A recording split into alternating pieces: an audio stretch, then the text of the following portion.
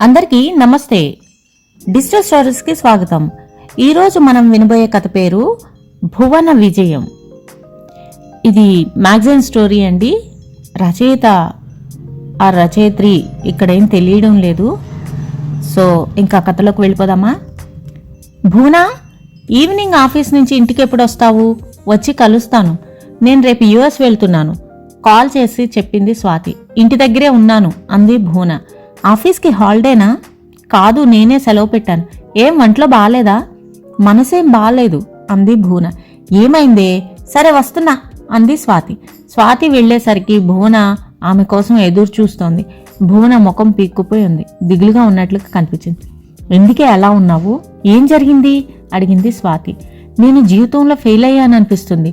వంటని బ్రతుకు ఏం సుఖం లేదు జీరబోయిన గొంతుతో చెప్పింది భువన.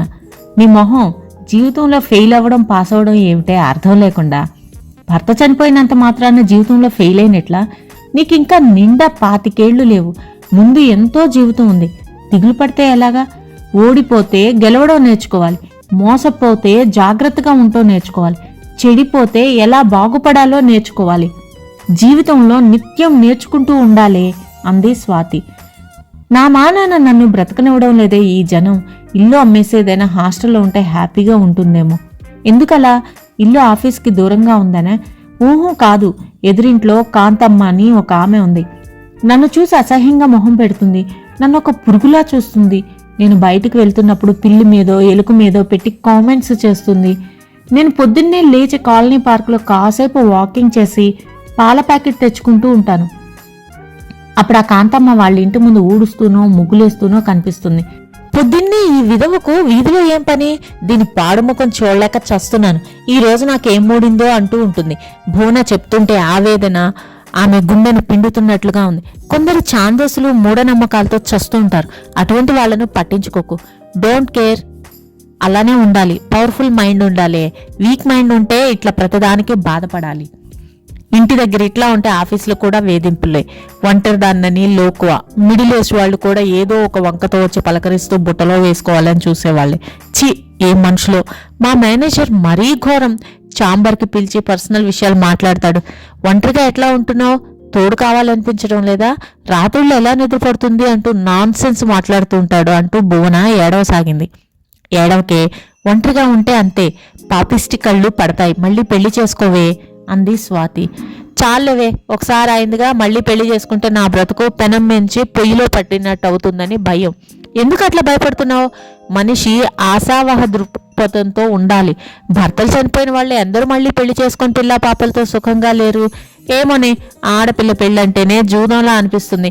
న్యూస్ పేపర్ చూస్తే భయం వేస్తుంది. భర్త వేధింపులు తాళలేక భార్య ఆత్మహత్య, భార్య మీద అనుమానంతో చంపిన భర్త, ప్రియుడితో కలిసి భర్తను అంతమొందించిన భార్య.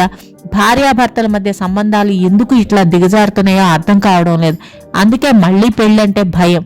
ఎందుకు ఈ ఒంటరి బ్రతుకు అని విరక్తి కలుగుతుంది. ఏదో రోజున ఆత్మహత్య చేసుకుంటానేమో. లోన అణిగి ఉన్న అగ్నిపర్వతం బద్దలైంది. లావా ఎగసిపడినట్లు భువన ఎర్రబడ్డ కళ్లల్లో నుంచి ఉప్పొంగి వస్తున్నాయి కన్నీళ్లు. భువన, ఏమైంది నీకు? ఇంత ఫ్రస్ట్రేషన్ ఎందుకు? భర్త లేడనే తప్ప నీకేం లోటు? జీతం, ఫ్యామిలీ పెన్షన్ వస్తుంది, సొంత ఇల్లుంది. ఎందరు అమ్మాయిలకి ఇంత ఆర్థిక భరోసా ఉంది చెప్పు? నువ్వు అనవసరంగా లేనిపోని ఊహించుకుంటూ మనశ్శాంతి లేకుండా ఉన్నావు. సంతోషంగా ఉండాలంటే నువ్వు మారాలి. Be positive. ధైర్యం చెప్పింది స్వాతి. భువన చేతిని తన చేతిలోకి తీసుకుంది. అల్లకల్లోలంగా ఉన్న మనస్థితిలో స్వాతి సుతిమెత్తని కరస్పర్శ భువనకు ఎంతో ఓదార్పునిచ్చింది. అక్కడున్నంతసేపు స్వాతి భువనకు ధైర్యం చెప్తూనే ఉంది.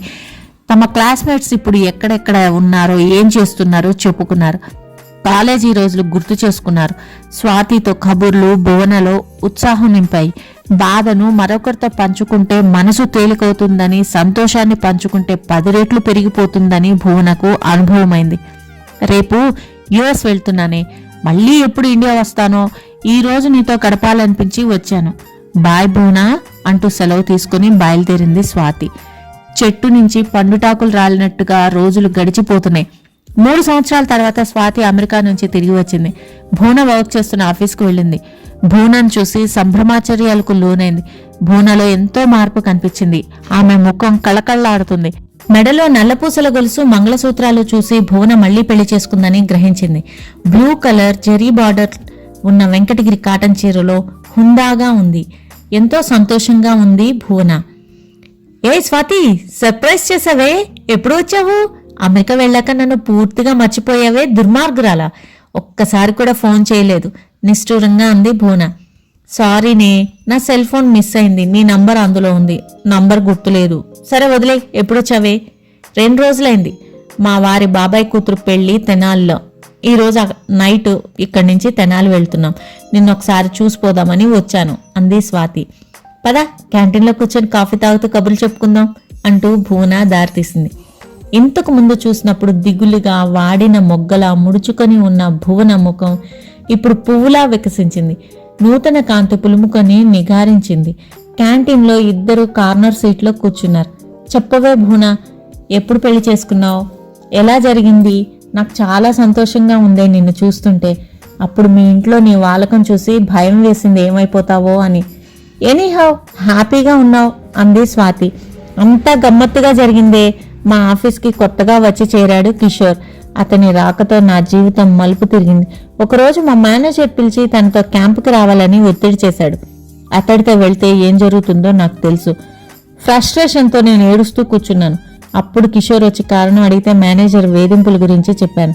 నువ్వు ఏడవడం కాదు భువన, వాడిని ఏడిపించాలి అని నేనేం చేయాలో చెప్పాడు. మేనేజర్ నన్ను రమ్మని అటెండర్తో కబుర్ చేశాడు. నేను ఛాంబర్లోకి వెళ్ళి తలుపు మూసి బోల్ట్ పెట్టాను. గట్టిగా తిడుతూ తిరగబడ్డాను. ఎడా పెడా చంపలు వాయించాను. పేపర్ కట్టర్ తీసుకుని గొంతు కోసేస్తానని అరిచాను. దెబ్బకు వణికిపోయాడు. నేను తలుపు తీసుకుని సెక్షన్లోకి వెళ్ళి స్టాఫ్ అందరి ముందు మేనేజర్ని తిట్టడం కంటిన్యూ చేశాను. ఏమనుకుంటున్నావు? నన్ను పక్కలోకి రమ్మంటావా? ఒంటరిదాన్నని లోకువా? చంపేస్తాను అంటూ చెలరేగిపోతుంటే స్టాఫ్ అంతా నన్ను దెయ్యం పట్టిన దాన్ని చూసినట్టు నోరెళ్లబెట్టి చూశారు. మర్నాడు మేనేజర్ ఆఫీస్కి రాలేదు. అవమానం భారంతో సెలవు పెట్టి ట్రాన్స్ఫర్ చేయించుకొని వెళ్ళిపోయాడు. భువన మనసుకి ఆనాటి దృశ్యాలు సినిమాలా కనిపిస్తున్నాయి. ఆనాటి అనుభూతి ఆమె మనసుని పట్టి ఊపేస్తుంది. వెరీ గుడ్ భువన, భలే పని చేసావే. కిషోర్ నీకు మంచి ఐడియా ఇచ్చాడు. తర్వాత అంది స్వాతి. తర్వాత ఏముంది? కిషోర్ నేను లవ్లో పడ్డాం, పెళ్లి చేసుకున్నాం. కొత్త పెళ్లి కూతురులా సిగ్గుపడుతూ చెప్పింది భువన. కిషోర్తో ప్రేమలో పడి పెళ్లి చేసుకున్న భువనకి కళ్ల ముందు కొత్త బంగారు లోకం కనిపిస్తుంది. కిషోర్ బాగుంటాడా? అడిగింది స్వాతి. ఓ చూడు అంటూ సెల్ ఫోన్లో ఫోటోలు చూపించింది భువన. చూసావుగా, హుషారుగా ఉంటాడే, ఎప్పుడూ నవ్వుతూ తుళ్ళుతూ ఉంటాడు. హీ లుక్స్ ఫెంటాస్టిక్ చెప్పింది భువన. బాగుందే. ప్రశాంత్ నగర్ కాలనీలో మీ ఇంట్లోనే ఉంటున్నావా, లేకపోతే కిషోర్తో అత్తారింటికి వెళ్ళిపోయావా అడిగింది స్వాతి. కిషోర్ ఇంటికే వెళ్ళి ఉంటున్నాను. నా ఇల్లు అద్దెకిచ్చాను. గుడ్.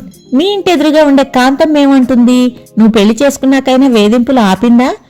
కాంతమ్మ ఇక్కడ ఉండటం లేదు, వాళ్ళ ఊరు వెళ్ళిపోయింది. అదేమంటే నేను కాపురం పెట్టింది ఎదురింట్లోనే. కిషోర్ కాంతమ్మ చిన్న కొడుకు మరి అంటూ పగలబడి నవ్వసాగింది భువన. ఫ్రెండ్స్, ఈ కథ ఇంతటితో సమాప్తం. తిరిగి మరొక మంచి కథతో నెక్స్ట్ వీడియోలో కలుద్దాం. Thank you very much for listening.